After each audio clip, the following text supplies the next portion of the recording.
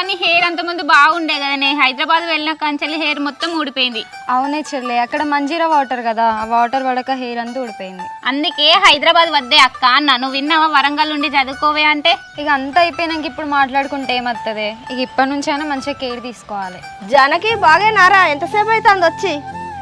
బాగున్నా ఆంటీ, మీరు బాగున్నారా? బాగేరా.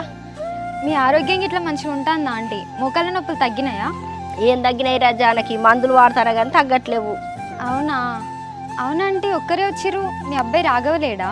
రాఘవ ఇంట్లోనే ఉన్నారా జానకి, ల్యాప్టాప్లో ఏమో వర్క్ చేస్తాండు. దివ్య, ఏంటి హరి చెప్పకుండా బయటకు వెళ్ళిపోయినావు? ఎక్కడికి వెళ్ళినావు?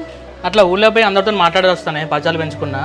కానీ ఊళ్ళే హ్యాండిక్యాప్లో ఒక అన్వేషణ ఉన్నాడట, ఇంట్రెస్ట్కి ఇద్దరట పైసలు. అవునా హరి? కానీ మనం ఊరికి కొత్త కదా, మనం నమ్మి ఎవరు డబ్బులు ఇస్తారు? అన్ని డబ్బులు అరే మనం అడుగు ముందుకు డిసప్పాయింట్ అవ్వడం ఎందుకే?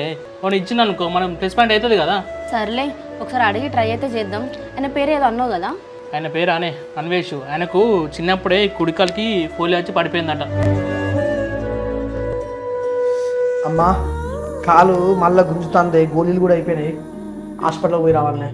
మళ్ళీ నొత్తాను ధర కొడుక, పుట్టినప్పటి సంది ఇవే బాధలు ఉంటాను కాదర కొడుక, ఎన్నిసార్లు పోతావురా? ఇప్పుడు మనం అనుకొని బాధపడితే ఏమవుతుందమ్మా? ఆ దేవుడే నా తలరాతకి ఇట్లా రాసింది కానీ ఒకసారి హాస్పిటల్కి పోయి నా డాక్టర్ చూపించుకో, ఒక నెల రోజుల మందం గోళీలు తీసుకొచ్చుకుందామే. ఈ రాజక్క చెప్పిందిరా కొడుక, ఎక్కడో ఆయుర్వేద దవాఖాన ఉన్నదట, అక్కడికి పోతే మంచిగా నయం అవుతుందట బిడ్డ. మంచిగా కాదే అమ్మా, అయితే ఇది పుట్టుకతో వచ్చింది కదా పోలియో, ఇక ఏ డాక్టర్ కాడికి పోయినా కూడా మంచిగా కాదు, ఇంతే ఇక. ఒక్కసారి అయితే పోయేద్దాం, ఈ జమ్ముకుంటా కానీ నట హాస్పిటల్ ఉన్నది. సరేగానమ్మా, అయితే ఈ నడక ఇబ్బంది అవుతుంది కదా, నేను బాగా తిరుగుడు ఊర్లో, ఒకటి స్కూటీ తీసుకుంటే మంచిగా ఉండే. ఇక కూటి ఎందుకు బిడ్డ, నీకు నడుచుంటే చక్కగా నడవత్తలేదు, గసంటే ఏం పెట్టుకోకు నువ్వు, సప్టెక్కుకో. ఏం కాదమ్మా, అది నడపత్తది, దానికి 4 గిరికలు ఉంటాయి కదనే, ఇక అసలే కింద పడదు అన్నట్టు. నీ ఇష్టం రా, నువ్వు ఎప్పుడు చెప్తే అయినా పెట్టకే నువ్వు. ఏంటి అమ్మా, మహిళా సంఘం మొత్తం ఒక్కోచోట ముచ్చట పెడుతుండ్రు, ఎవరి కొంపలు ఆర్పుదామని. ఏం లేదు రాఘవ, మా గ్రూప్ లీడర్ నువ్వే కదా, ఇంకొస్తలేవేందా అని వెయిట్ చేస్తున్నా. పొద్దునే పనిచేసింది కదా నా మీద.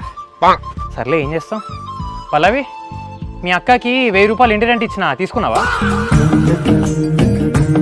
అవునా రాఘవ? అక్క రెంట్ ఇచ్చింది నాన్న నీకు రాఘవ? ఇచ్చిండే, నా బ్యాగ్లోనే ఉన్నాయి, నాన్న వచ్చినాక నాన్నకి ఇస్తలే.